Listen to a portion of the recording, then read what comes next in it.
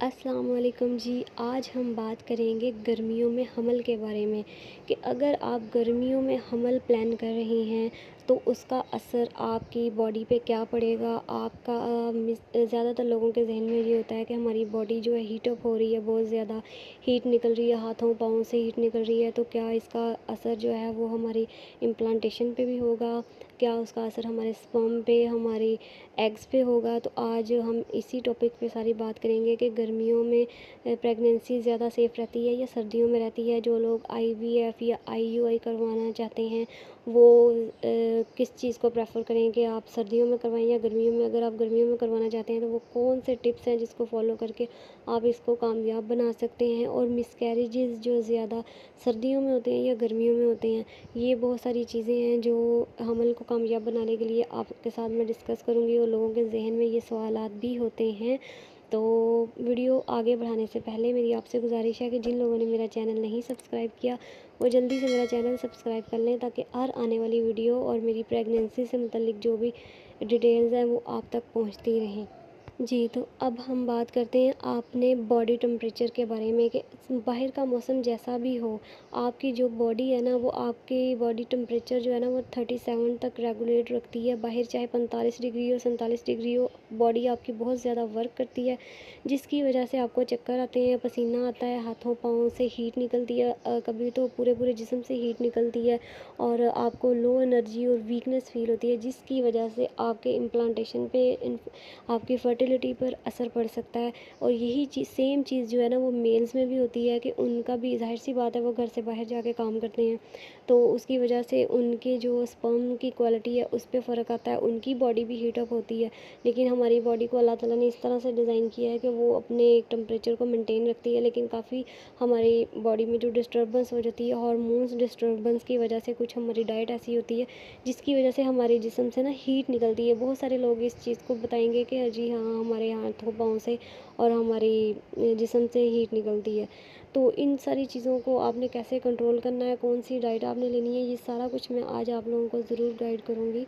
इस सब में तो ना सबसे पहले लेडीज़ पे जो साइंस ने रिसर्च से साबित किया है कि लेडीज़ पे जो इसका असर होता है वो है कि उनका अपने मेल पार्टनर से जो रिलेशन बनाने का जो ख्वाहिश है ना वो कम हो जाती है। उनका बेड टाइम जो है वो बहुत मतलब उनका दिल नहीं चाहता, इस चीज़ से उनको चिड़चिड़ापन महसूस होने लग जाता है। ये गर्मियों में ऐसा फीमेल्स के साथ होता है। आप जो भी फीमेल्स देख रही हैं वो इस चीज़ को एग्री करेंगी कि ऐसा बिल्कुल ऐसा है। और ये चीज़ें मेल पे भी असर करती हैं, क्योंकि उनके जो टेस्टिस होते हैं उनका टेम्परेचर बढ़ जाता है, जिसकी वजह से उनकी बेड परफॉर्मेंस जो है वो उसमें कमी आती है। और दूसरा ये कि उनका जो स्पर्म है वो जो पतला हो जाता है और स्पर्म में भी कमी आ जाती है। ज़ाहिर सी बात है, जब स्पर्म में क्वालिटी में कमी आएगी, आपके एग्स में कमी की क्वालिटी में कमी आएगी, तो आपकी जो प्रेगनेंसी का जो प्रोसेस है, आपकी हमल में जो बच्चा जुड़ने का प्रोसेस है वो भी कमज़ोर होगा, ज़ाहिर सी बात है। तो इन सब चीज़ों को आपने कैसे मैनेज करना है, सबसे पहले तो ये चीज़ें आपकी डाइट, आप इसको डाइट से ही इसको सुलझा सकते हैं। सबसे पहले तो ये है कि आपने अपनी डाइट में मसालेदार जो चीज़ें हैं ना उसको बिल्कुल भी निकाल देना है। सर्दियों में अगर आप गरम मसाला यूज़ कर रही हैं ना तो उससे आपको कोई फ़र्क नहीं पड़ेगा, क्योंकि ऑलरेडी बाहर बहुत ठंड होती है और आपका जिस्म भी ठंडा हो जाता है, तो आपको जिस्म को हीट की ज़रूरत होती है। गर्मियों में आप अपने किचन से गरम मसाला तकरीबन ख़त्म कर दें, अगर बहुत ज़रूरी है तो इस्तेमाल करें। हाँ, अगर ऐसा हो गया है कि आपने एक टाइम में गरम मसाला या बहुत मसालेदार कोई चीज़ खा ली है, तो कोशिश करें कि उसको न्यूट्रलाइज़ करने के लिए अगला जो आपका खाना है ना वो जो है वो फल सब्जियां कोई ऐसी चीज़ होनी चाहिए जो पिछले वाले खाने को डाइजेस्ट कर ले। क्योंकि अगर आप गरम मसाला खाएंगी तो आपके मैदे में जलन होगी, आपके फर्टिलिटी पे भी असर पड़ेगा, आपकी बॉडी से हीट जो है वो खारिज होगी, आपके जो हार्मोन्स हैं वो डिस्टर्ब होंगे। तो अगर आपके हार्मोन्स डिस्टर्ब होंगे तो फिर आप कंसीव करने के बारे में कैसे सोच सकती हैं। आपने सबसे पहले अपनी बॉडी को नॉर्मल रखना है, अपने हार्मोन्स को नॉर्मल रखना है, तब भी इम्प्लांटेशन का जो अमल है वो आपकी बॉडी में सक्सेसफुली जो बच्चा है आपकी बच्चादानी में जुड़ पाएगा। अगली जो चीज़ है वो आपने अपनी बॉडी को डिहाइड्रेट नहीं होने देना। मतलब कि जब आपकी इम्प्लांटेशन के दिन चल रहे होते हैं, पीरियड से 10 दिन पहले उस बीच में आपने एक तो स्पाइसी फूड नहीं खानी, आपने दूसरा अपने बॉडी को डिहाइड्रेट नहीं होने देना। इसमें ऐसा होता है कि बॉडी बाहर का टेम्परेचर जो है 45-50 डिग्री तक चला जाता है, लेकिन हमारी बॉडी ने हमारे अंदर के टेम्परेचर को 37 डिग्री तक रखना होता है, जिसकी मेहनत वो करती है बॉडी, तो उसके नतीजे में पानी जो है ना वो बहुत ज़्यादा एब्ज़ॉर्ब करती है। हमारी बॉडी में वैसे ही पानी की कमी हो जाती है, बाहर की गर्मी की वजह से मज़ीद हो जाती है। तो इन दिनों में आपने बहुत ज़्यादा पानी पीना है। पानी वाली चीज़ों का इंटेक ज़्यादा करें, क्योंकि बच्चा जब बच्चादानी में जुड़ता है तो एक पानी की थैली बनती है, आप सबको इस चीज़ का इल्म होगा। उसी में बच्चा जो है ना वो आगे बढ़ता है। तो आपने इन दिनों में अपने जिस्म में पानी की कमी नहीं होने देनी। आप लस्सी ले सकती हैं, आप लेमन वाटर ले सकती हैं, आप उन फलों का इस्तेमाल करें जिसमें पानी ज़्यादा है, जैसे तरबूज, अंगूर, खरबूजा, ऐसी चीज़ें इस्तेमाल करें। आप जो लेमन वाटर है वो लाज़मी लें, क्योंकि उसमें होता है विटामिन सी, जो आपकी इम्प्लांटेशन को बेहतर बनाने में बहुत हेल्प करता है। विटामिन सी की आपको वैसे ही ज़रूरत होती है। फिर आप दही का इस्तेमाल इन दिनों में लाज़मी करें। एक तो उससे आपकी बॉडी की हीट जो है वो कम हो जाएगी, दूसरा आपको उससे एनर्जी मिलेगी, और उसमें भी विटामिन सी होता है जो आपकी बॉडी के लिए बहुत अच्छा है।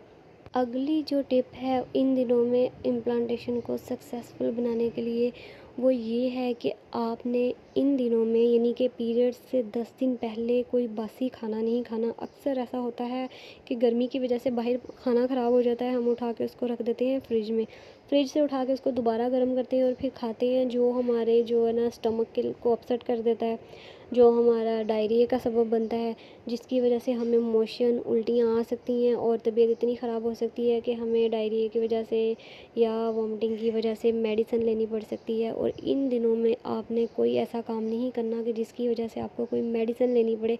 इवन कि अगर आपके सर में भी दर्द हो रहा है तो आपने उसको बर्दाश्त करना है और कोई पेन किलर नहीं लेनी, क्योंकि जो भी आप मेडिसिन लेंगी उसका साइड इफ़ेक्ट आपके बच्चे पे होगा। अगर इन दिनों में आप कंसीव करना चाह रही हैं, आपके इम्प्लांटेशन के दिन चल रहे हैं, तो आपने कोई भी दवाई नहीं लेनी और कोई ऐसी हरकत भी नहीं करनी कि जिसकी वजह से आपका पेट डिस्टर्ब हो, आपका स्टमक डिस्टर्ब हो और आपकी तबीयत ख़राब हो, और आपको फिर मेडिसिन लेनी पड़े। ये चीज़ें आपने ज़हन में रखनी है।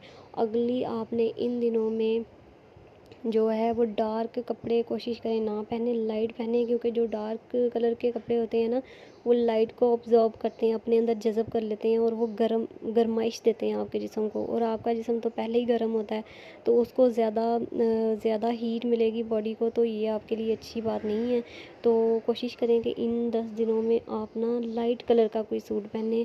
और दूसरा ये कि आप बाहर अगर कोई काम है, अव्वल तो आप कोशिश करें कि इन दिनों में आप बाहर ना जाएं ज़्यादा धूप में, लेकिन अगर फिर भी आप जाना चाहती हैं, कोई ज़रूरी काम है, तो कोशिश करें वो सुबह सुबह या शाम के टाइम पे निपटा लें, जब सूरज बहुत ज़्यादा सर पे नहीं होता। और अगर आपने निकलना ही है बाहर तो सर को ढाँप के निकलें, स्कार्फ़ करके निकलें। सन ग्लासेस आप यूज़ कर सकती हैं, सन क्रीम यूज़ कर सकती हैं आप। और कोशिश करें कि इन दिनों में कोई बंद जूता ना पहने कि जिससे आपके पाँव के तलवे जो हैं वो जलना स्टार्ट हो जाएं, और आपने जूता कोई खुला पहनना है जिससे आपके पाँव को हवा लगती रहे। ठीक हो गया। और इसके अलावा आपने जो है वो हील नहीं पहननी। इन दिनों हील को बिल्कुल भी अवॉइड करें और कोई आरामदेह जूता पहने। इसके अलावा एक बोनस टिप है जो मैं आपको देती हूँ, आपके किचन में मौजूद है, जो आपकी फर्टिलिटी को भी बेहतर बनाती है, आपके स्पर्म को भी बेहतर बनाती है, आपकी बॉडी की हीट को भी कम करती है और आपको एनर्जी भी प्रोवाइड करती है, आपके एग्स को भी बेहतर बनाती है। वो है सौंफ। गर्मियों में आप सौंफ का इस्तेमाल कर सकती हैं, आप सौंफ का शरबत बना के पी सकती हैं। ये बहुत ही इजीली हर जगह पे दस्तयाब होती है। तो उम्मीद करती हूँ कि आज की टिप्स आप फॉलो करेंगी और बहुत जल्दी आपको भी खुशखबरी मिल जाएगी इंशाल्लाह। उम्मीद करती हूँ कि वीडियो आपको आज की अच्छी लगी होगी। अगर वीडियो अच्छी लगी है तो मेरे चैनल को सब्सक्राइब कर लें, और अगर कोई बात आप मुझसे पूछना चाहती हैं तो कमेंट सेक्शन में आप पूछ सकती हैं, और मुझे अपनी ढेर सारी दुआओं में याद रखिएगा। वीडियो देखने का बहुत शुक्रिया। मिलते हैं अगली वीडियो में, तब तक के लिए अल्लाह हाफिज़।